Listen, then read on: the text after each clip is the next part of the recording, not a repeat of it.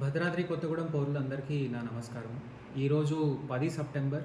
ఇప్పుడు 10:30 టైం అవుతుంది. ఇప్పుడున్న సమాచారం ప్రకారంగా గోదావరి భద్రాచలంలో లెవెల్ చూస్తే 45 ఫీట్ దాకా ఉంది. 43 ఫీట్ మన ఫస్ట్ వార్నింగ్ లెవెల్ కాబట్టి ఆల్రెడీ అది దాటింది.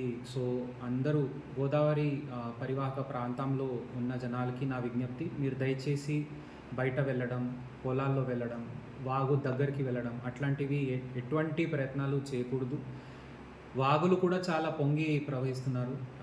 సో తాలిపేరు నుంచి కూడా 1,00,000 కంటే ఎక్కువ క్యూసెక్స్ ఫ్లో వస్తూ ఉంది.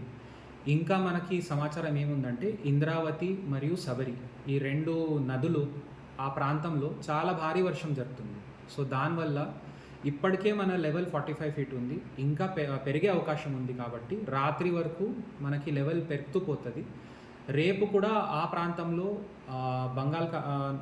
బే ఆఫ్ బెంగాల్ నుంచి ఏదైనా లో ప్రెషర్ పాయింట్ ఒడిశా ఆంధ్ర వైపు పోతుందో దానివల్ల అక్కడ భారీ వర్షం ఎఫెక్ట్ మనకి రేపు కనపడుతుంది. సో అన్ని ఈ అంచనాలు చూస్తే మనకి లెవెల్ గోదావరిలో చాలా పెరిగే అవకాశం ఉంది. కాబట్టి మన గణపతి ఉత్సవం మనం పండుగ జరుగుతుంది. ఈ మధ్యలో గోదావరి నది దగ్గర మనకి గణపతి బాప్పాకి అర్చన చేయడానికి ఏదైనా ప్రయత్నాలు చేస్తే జనాలకి ప్రమాదం ఉంటుంది. సో నా రిక్వెస్ట్ అందరికీ ఏముందంటే ఈ అన్ని అంశాలు గుర్తించి నది నుంచి దూరంగా ఉండాలి. నది ప్రాంతంలో ఉన్న ఊరందరికీ అనౌన్స్మెంట్ ఈరోజు మేము చేస్తూ ఉన్నాము.